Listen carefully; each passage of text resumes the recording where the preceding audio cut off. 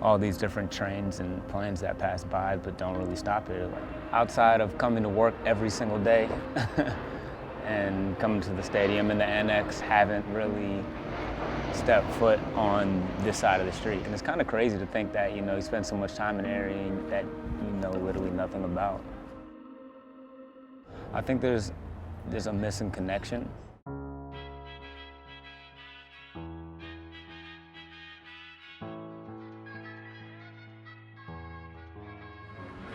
Chester used to be like a booming industrial area where ports over there, they would drop off things like coal. Coal would come in, they would put it into the crates there, they would ship it off literally right on the railroads out of what is our training facility now. So they've done a great job keeping a lot of the blue collar mentality of Chester, of Philadelphia and the East Coast. They've done a good job of preserving that with the building and the training facility, and now trying to put a team on the field also that kind of is emblematic of the city. And I love to tell the people in Philly that. I say, oh no, history started here in Chester, Pennsylvania, 1644. Well, not quite a decade old, the Union's home of Chester is the oldest city in Pennsylvania with a rich tradition in the arts and activism. Well, a lot of people don't know that Dr. King lived here and that he traveled this road.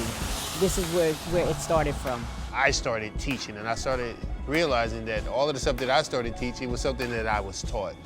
So they were activists. My uncle was arrested only 2 blocks away from here on this same street for protesting for his rights.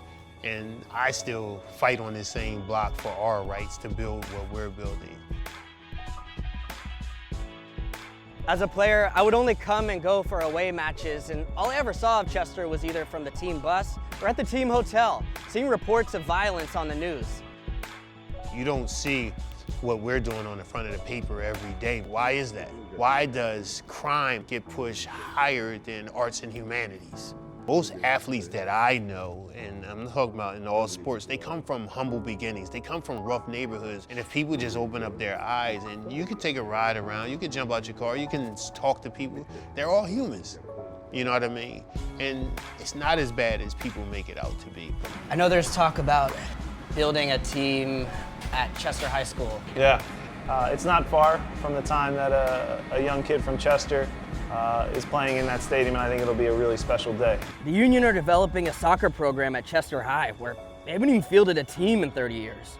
Planning to provide coaches, building a new training field, and even host home games for the boys and girls varsity teams at the Union's home stadium by 2020. And listen, is every kid going to wind up being a professional? No, but that could be something that inspires them to do big things in the classroom, to do big things for their family, whatever it might be. So there's multiple levels to it. The game, it can change lives. I do believe that.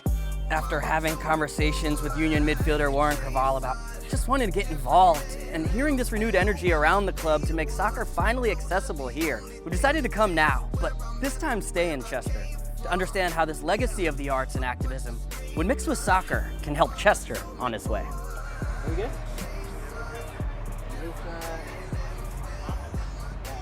What are your impressions of Chester? Just out of the few conversations, that we've had with people just on this block in this community, it's they're people that want to be involved. They're like, hey, oh, you play, oh, we want to come out to a game. That's cool. We met Jody Zamansky at the match with her students and their grandmother. Jody's influenced generations of students in Chester, and her work extends beyond the classroom, often starting right at the Union mini pitch built at her school, Stetson Elementary. The club and U.S. Soccer Foundation have partnered for the Soccer for Success program, using soccer as a tool for social change. I'm very fortunate, so I get to know and meet these kids without knowing their academic. I meet their personalities and how they are on the soccer field, and that's a huge advantage to me because I get to know them before they're actually sitting in my classroom. And I'm able to build a relationship.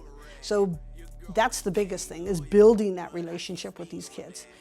I sat at the match, 3 young men, 5th grade, 1st grade, 5th grade, their grandma, and their teacher. How important is it for kids of this neighborhood who come from similar backgrounds to be able to see themselves in the players or in soccer? Very important, very important. I think soccer to a lot of the kids is something that seems untouchable for them. but they want to try it. I didn't go to my first theater event until I was probably like 17, 18 years old. It was Macbeth. I didn't understand it. They weren't talking the same languages I spoke, and the outfits were crazy to me, right? The lighting, the way that they staged them, but I went and I tried it. And then it made me want to go try it again. If I never took those first steps to go watch that theater presentation, I may have not got as deep as I wanted to into the arts that I do now.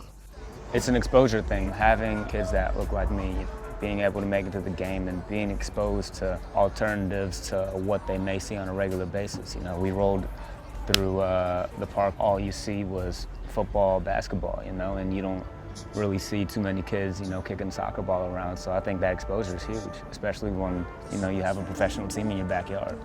Warren is a leader on the field in his own way, in a quiet way, by example. I put him in the category of a guy where, you know, he believes respect isn't just given to you, it's kind of earned, and he earns everything he gets. And he's a winner, you know, he's a winner.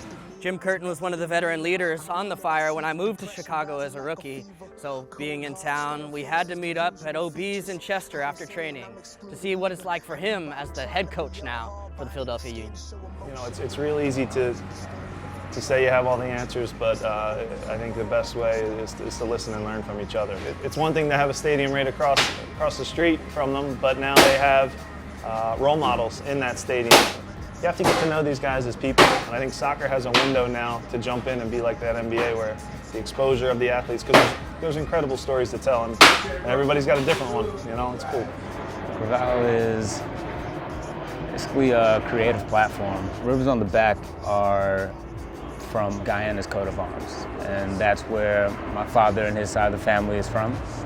Just bringing all the, you know, all those people together with a similar heritage was, you know, it was really interesting in a way. Doing something within Chester, you know, could look like Corval, you know. It didn't always start out like that.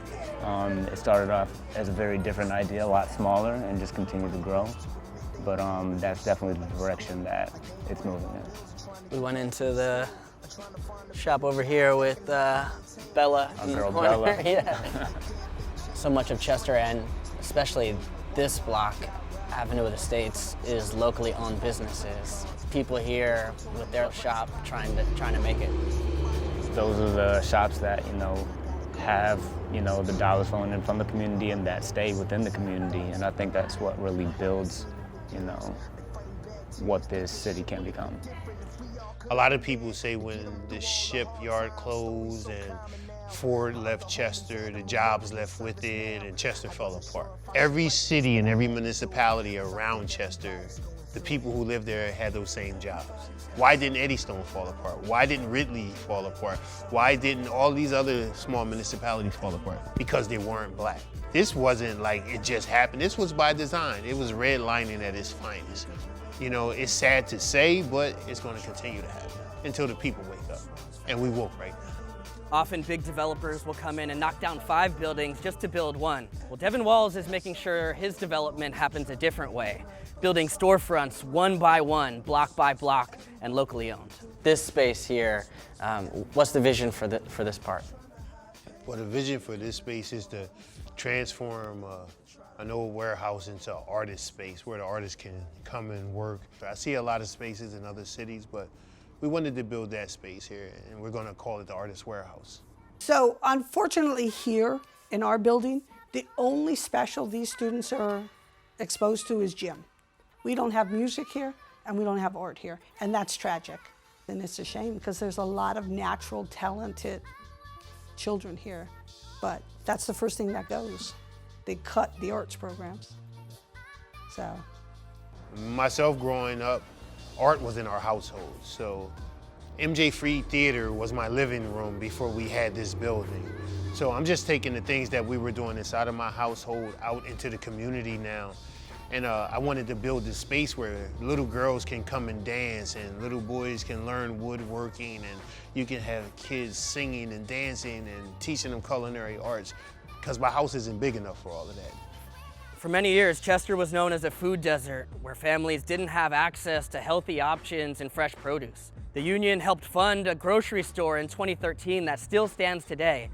And local programs have emerged like Little Chefs to teach kids how to cook and use food as the foundation for their success. I got to see the kids cooking today, and also some of them were saying they love soccer as well. They said, oh, who wants to be, I want to be a soccer player. Soccer really needs to be added. I think it goes hand in hand. I don't think you can have productive athletes without having a productive diet, because what you eat ultimately determines how you function. Building with somebody who actually knows sports therapy and art therapy, you put those together, you never know what can happen. CJ has a nonprofit, Sacred Seeds, which is a really cool project that he's been working on and been building as far as getting sustainable food and education to youth. It is on players as well to kind of show, myself included, what the player, behind the jersey is, what the person behind the jersey is, As a black athlete, you have to be conscious of that and so be aware. I think the players deserve more of a voice. They're the ones that go through the day-to-day. And listen, I'll say it, as a white male in this country, I can't understand what certain people have gone through their entire life, what a person in Chester has gone through. So I think it's your responsibility to shut up and listen and learn from those people that have experienced some hardships and try to make things better and have discussions. I think it's important to talk about those issues and talk about what can be done, what are steps that can be taken, what does moving that needle look like from, the ground level, I guess. Those three friends who were out at the stadium the other night, they both came in, they transferred in from a different school, and all I heard prior to was like, oh, you're getting these two behaviors. They are handfuls. They're like, oh, they're bad. They're just bad. Academically, they didn't do well, but playing soccer, they were very talented. They were naturally, and they were good, and there was something they were good at. So being good at that translated into the classroom, like, okay, this is helping me, this build their confidence. They have academically have done so well. How do you think the union can make bigger inroads into helping Chester? Kids who are in extracurricular activities tend to vest in their school. I think just building the field is not going to get kids just to come out. I think that you have to do the work behind it, you have to promote it, and that's what these kids need. With that, they could let these students know their story of how they got to that level. And I'm sure within it, education was a major role within their success in soccer. That's, that would be great, just to come tell us their story, That was your assist? That was your assist? Give me that. There's a fine line between players that kind of make it to that level and don't, and a lot of the times it has to do with how you do in the classroom. Your education is everything.